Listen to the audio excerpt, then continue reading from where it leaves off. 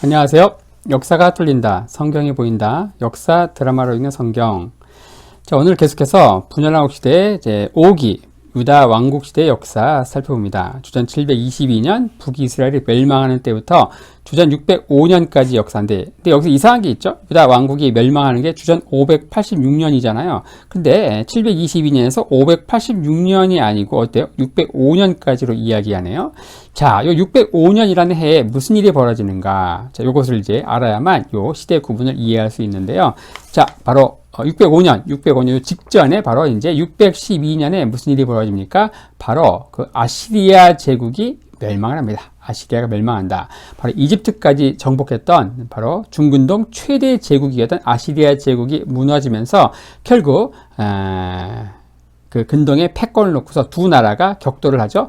바로 이집트 그리고 아시리아의 오랜 그 속국이었던 바벨론이 바로 신흥 바벨론이라고 하는 이름으로 이제 아시리아 제국이 사라진 그 근동색의 패권을 놓고 싸우죠. 그 싸우는 전투가 이제 두 번 벌어지는데, 한 번은 주전 609년, 또 한 번은 주전 605년에 벌어집니다. 요게 이제 1차전, 요게 2차전이죠. 2차전, 요게 이제 주전 605년 요때인데, 1차전, 2차전이 다 같은 장소에서 벌어집니다. 그래서 이 전투를 1차 갈그미스 전투 또는 2차 갈그미스 전투 이렇게 얘기하는데, 1차전 요때는 무승부예요. 이집트하고 바벨론이 무승부다. 하지만 2차전 이때 바로 바벨론이 이집트를 격파하면서 이때 주전 605년 이때부터 이제 바로 역사적으로 바벨론 시대다 이렇게 펼쳐지고요.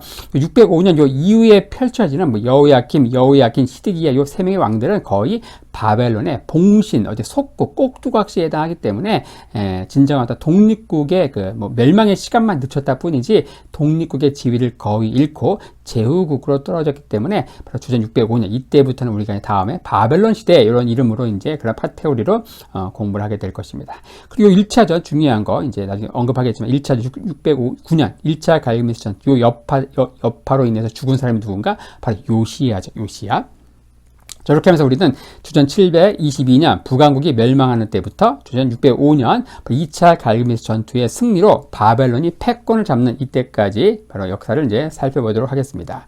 우리 지난 시간에는 이제 유다 왕국 시대에 굉장히 흥미진진하게 박진감 넘치게 돌아가는 4개의 어떤 그 제국들, 그 중에서 특별히 2개의 영상을 통해서 첫 번째 영상에서는 초절정기를 향해서 나아가는 아시리아 제국의 역사를 살펴봤고요. 그때 이제 주목해야 될 게 뭔가? 바로 이 아시리아가 마침내 서부 반란의 그 원흉이었던 그 이집트를 정복하는 스토리, 바로 에사라돈 때 하부 이집트의 중심 도시인 멤피스를, 그리고 그 아들 아수르바니팔 2세 때 상부 이집트의 정말 유서 깊은 도시인 그 테베를 정복하는 스토리를 이제 이야기했습니다.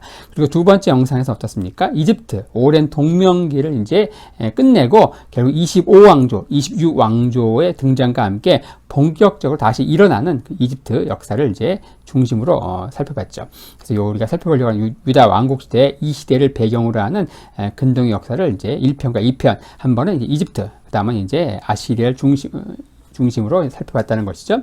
자, 오늘은 이제 성경의 스토리로 돌아와서 바로 이 시대에 바로 이제 남유다의 그 히스기야 왕이 728년에서 686년까지 통치하는데, 바로 이때에는 무슨 일이 벌어지는가? 뭐 말씀드린 대로 이 북이스라엘 마지막 왕 호세아가 마침내 주전 722년 멸망을 하면서 결국 북이스라엘은 아시리아의 영토에 편입이 되면서 굉장히 작은 소국이었던 유다는 어때요?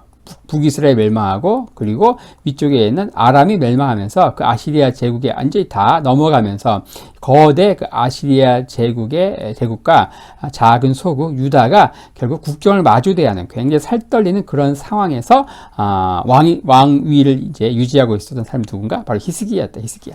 우리 히스기야 하면 굉장히 뭐 하나님께 칭찬받은 이제 그 착한 왕이다 이렇게 알고 있지만, 이러한 그 엄청난 그 위기, 전대미문의 위기 상황에서 히스기야가 이 위기를 어떻게 극복했을까? 우리 굉장히 이것을 심플하게 또 나이브하게 뭐 새벽기도 열심히 해가지고 하나님 굳게 의지했으니까 하나님 도와주셨겠지 이렇게 생각할 수 있겠지만, 물론 그렇죠. 결론적으로 그렇습니다. 하지만 삶이라는 게, 정치라는 게 그렇게 심플하지 않죠. 자, 여러분이 만약 히스기야 왕이었다. 그런 상황에서 어떻게 할 것인가? 정말 히스기야 여러분 입장이 되어가지고 오늘 살펴보려고 하는 이 히스기야의 스토리에 한번 주목해 보시죠. 자, 그 뒤를 이어서 이제 므낫세, 그리고 아몬, 그리고 요시야도 또 흥미진진한 스토리가 펼쳐지는데, 그리고 여호아스, 3개월 딱 이제 통치하게 됐고요. 그리고 여호야김 통치기 요때에 어때요? 주전 605년 이때에 결국 이제 2차 갈그미스 전투에서 바로 바벨론이 이집트를 격파하면서 이때 이후부터는 뭐예요? 바벨론 시대로 이제 이해하면 되겠습니다. 그리고 여호야김 통치 후반기와 여호야킨 그리고 시드기야 이 왕들은 거의 뭐 바벨론의 그 속국, 그 제후, 봉신 군주로서 통치했기 때문에 결국 뭐 멸망의 시간만 늦췄다 뿐이지 큰 의미가 없다. 이렇게 이해하시면 좋겠습니다. 자, 오늘은 이제 말씀드린 대로 요 히스기야 왕 통치기에 있었던 그 아시리아에 대한 히스기야의 어떤 정책, 히스기야의 반역 이런 것들을 살펴보려고 하는데요. 자, 우리가 살펴보려고 하는 이 아시리아에 대한 히스기야의 반역, 요것은 어떻습니까? 초강대국 아시리아 국경을 접하는 어떤 전대미문의 위기 상황에서 왕이었던 이제 히스기야. 이 히스기야의 최대 고민이 뭐였을까요? 당연히 이 아시리아에 맞설 것인가 아니면 굴복할 것인가. 아버지인 아하스가 어떻습니까? 자진해서 복종했기 때문에 유다 국내에는 반아시리아 정세가 엄청나게 팽배했습니다. 매일매일 주말마다 막 촛불 시위하면서 아시리아에 맞서서 이제 반란 일으켜서 독립을 쟁취하자 막 이런 그 시위들이 막 끊이지 않았던 거예요. 자, 이런 가운데 이 아시리아에 대한 히스기야의 외교 정책이 어땠는가? 자, 이 히스기야가 통치하다 이 시기는 굉장히 길죠. 히스기야는 굉장히 장수했기 때문에 근데 그 시기에 아시리아 왕이 누구였는가? 바로 사르곤 2세와 그리고 사네립이다. 그래서 이 아시리아에 대한 히스기야의 정책은 이렇게 정리할 수 있는데요. 두 왕의 통치기에 굉장히 상반된 정책을 추진한다. 물론 이것은 당시의 국제 정세와 밀접한 관련을 갖고 있는데요. 결론적으로 얘기하면 사르곤 2세 통치기에는 어때요? 아시리아에 대한 수능 정책을 한다. 고분고분 말 잘 듣는 거예요. 바로 조공도 잘 바치고. 자, 그 다음에 사르곤 2세가 죽는 705년 이때를 기점으로 해가지고 그 산헤립이 등장하면서부터는 어떻게 합니까? 바로 아시리아에 대한 강경 정책을 펼친다. 자, 그래서 요 사르곤 2세 때 있었던 수능 정책에 대한 이야기는 이사야서 20장 그리고 산헤립이 등장과 함께 펼쳐지는 강경 정책에 대해서는 성경에 자세히 언급되어 있죠. 열왕기야 18, 19, 20장, 역대야 29, 30, 31, 32, 이사야 36, 37, 38, 39장에 이제 나오는데 제가 영상 하단에 더보기를 누르시면은 이때 있었던 그 수능 정책과 강경 정책에 해당하는 그 성경 본문을 좀 적어 놓을 테니까 영상과 함께 성경 본문을 읽어오면서 따라오시면 훨씬 더 나의 것으로 성경 스토리를 이제 소화하는데 도움이 되리라 믿습니다. 자, 이미 말씀드린 대로 사르곤 2세 때는 어땠습니까? 아시리아에 대한 수능 정책을 펼친다. 자, 사르곤 2세가 즉위하자마자 즉위 초에 어때요? 외부 원정으로 정신이 없다. 722년에 이제 바로 북이스라엘 수도인 사마리아의 깃발을 꽂고, 하지만 그 이듬해인 721년에 바벨론이 이제 반란을 일으킵니다. 반란. 이때 바벨론 반란 선봉에 섰던 지도자가 누구였는가? 바로 성경에도 나옵니다. 성경 바로 무로닥 발라단. 바로 히스기야 왕 때에 바로 사절단을 이끌고 유다를 방문했던. 근데 이 바벨론 사절단, 무로닥 발라단이 이끄는 이 바벨론 사절단에게 히스기야 왕이 어떻습니까? 왕실 막 보물들을 막 다 보여주고 그러다가 나중에 이사야 선지자가 어떻게 얘기합니까? 바로 이 바벨론에 유다가 결국 보물 다 털리고 유다가 멸망할 것이다. 실제로 그렇게 되죠. 바로 이제 그런 일들이 펼쳐지는데 결국 바벨론의 그 무로닥 발라단이 바로 사르곤 2세 때 반란을 일으킨다. 역사에서는 이 사람이 뭐라고 나오는가? 마르둑 아팔리디나. 이 마르둑은 이제 바벨론이 섬기는 주신이죠. 자, 어쨌든 이 사르곤 2세가 등장하면서 이듬해 있었던 바벨론 반란을 사르곤 2세가 진압을 못합니다. 이 반란은 주전 710년까지 11년 정도 가요. 결국은 이제 한 11년간 이 바벨론은 독립국의 지위를 유지하고, 이런 사항들이 이 서부에 있는 나라들이 볼 때 어때요? 이제 만만하게 볼 수 있는 거죠. 사르곤 2세를 만만하게 본다. 자, 그러면서 이제 반란을 일으키는데 그 선봉에 서는 도시가 어디였는가? 바로 블레셋의 5도시 가운데 하나였던 아스돗. 이 아스돗 주도로 반란을 일으킨다. 물론 여기에 이제 히스기야도 이제 이제 동참하도록 막 이렇게 하는데 이 반란이 언제 일어나는가? 바로 주전 714년에 마침내 일어납니다. 근데 이때 그 2년 전에 어떤 일이 벌어지는가? 주전 716년에 바로 이집트에서 강력한 에디오피아 왕조, 이미 언급했던 에디오피아 왕조가 창건이 되는데 그 왕 한번 살펴볼까요? 바로 지난번 본 대로 이집트 25왕조, 에디오피아 왕조를 했죠. 바로 이집트가 24왕조 때 이제 왕족과 귀족 간의 패배와 이제 이 하부 지역 간에 이제 서로 내란 상태가 들어가고 그 피해가 가서 피해는 어떻습니까? 이 구스, 에디오피아, 나파타를 중심으로 굉장히 강력한 군사 강국을 이루고 그리고 이집트 문명을 굉장히 동경했던 그 피해에게 이제 내란 수습을 이제 부탁을 하죠. 그리고 가가지고 이제 내란 수습을 하고 돌아오죠. 하지만 그 아들 샤바코가 결국 이집트를 먹어버린다. 주전 716년에 먹고 그리고 마침내 이제 이디오피아인들의 왕조 바로 25왕조가 창건이 되는 거예요. 그러니까 이 샤바코에 의해서 주전 716년에 어때요? 25왕조가 창건이 되면서 결국 이집트가 강력한 왕조가 창건이 되면서 이 반란 도움을 기대해 볼만해지는 거죠. 마침내 주전 714년에 아스도트도의 반란이 일어나고 이때 주변에 있는 나라들 에돔, 모압, 당연히 유다도 동참을 종용받는다. 이집트도 어때요? 원조를 약속하죠. 하지만 이때 이사야는 3년간 스스로 허리만 가린 채 하이 부끄러운 부분만 가리고서 맨발로 예루살렘 거리를 돌아다니면서 어떻게 하는가? 이집트를 의지하는 게 얼마나 수치스럽고 어리석은 일인가? 이집트 절대 도와줄 능력도 없고 도와주지도 않을 것이다. 이집트를 의지하는 게 상한 갈대아 같고 얼마나 어리석고 수치스러운 일인가 이런 것들을 말로만 하는 게 아니고 온몸으로 바디 랭귀지로 이제 막 그냥 그 메시지를 신탁을 전하는 거예요. 그 히스기야 이사야 선지자의 그 사역이 이제 힘을 발휘했는지 결국 히스기야는 이 반란에 동참하지 않습니다. 히스기야가 동참하지 않고 그리고 어떻게 되는가? 이 사르곤 2세는 마침내 주변의 반란을 진압을 하고서 이제 결국 2년 후 사르곤 2세가 출정을 하죠. 주전 712년. 그리고 반란의 선봉했었던 도시인 아스돗은 아시리아의 속주로 편입이 되죠. 그리고 재미난 건 뭐예요? 이집트 이 도와주기로 했던 이집트는 어때요? 이집트의 원조는 실현되지 않았고 오히려 이 반란의 지도자들이 이집트를 망명했거든요. 근데 그 지도자들을 아시리아에 넘겨주면서 완전히 배신을 제대로 때렸죠. 이사야 선지의 말대로 결국 이집트를 의지하는 게 정말 어리석고 수치스러운 일이다. 이런 것들을 온몸으로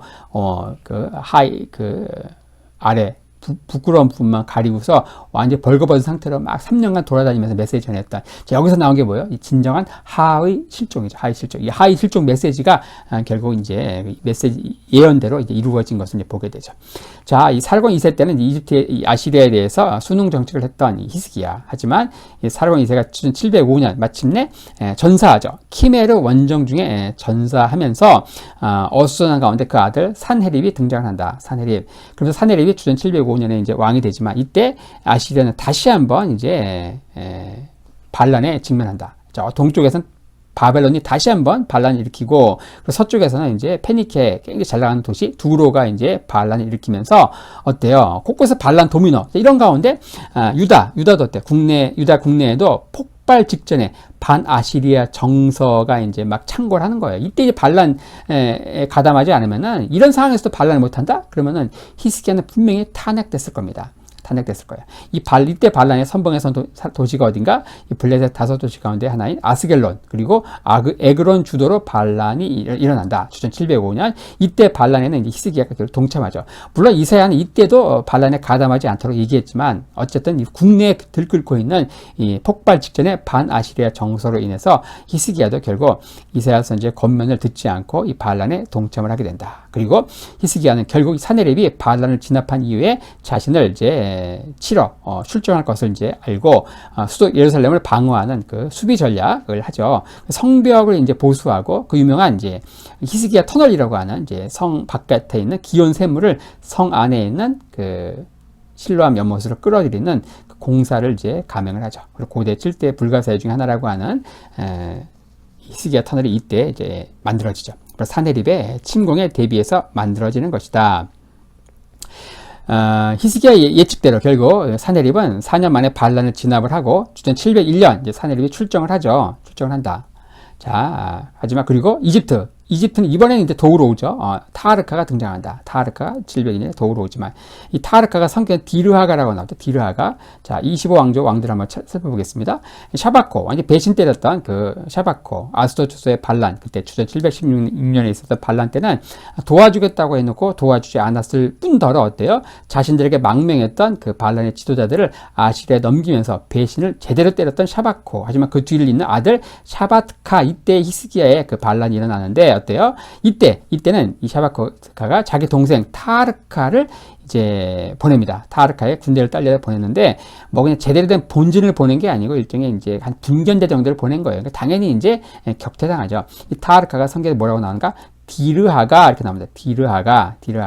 그래서 당시 상황을 이제 지도로 보면은 디르하가의 이집트 군대가 이제 어디에요? 엘드게 지역에서 결국은 격퇴당하고 바로 예루살렘은 다시 이제 포위당한다.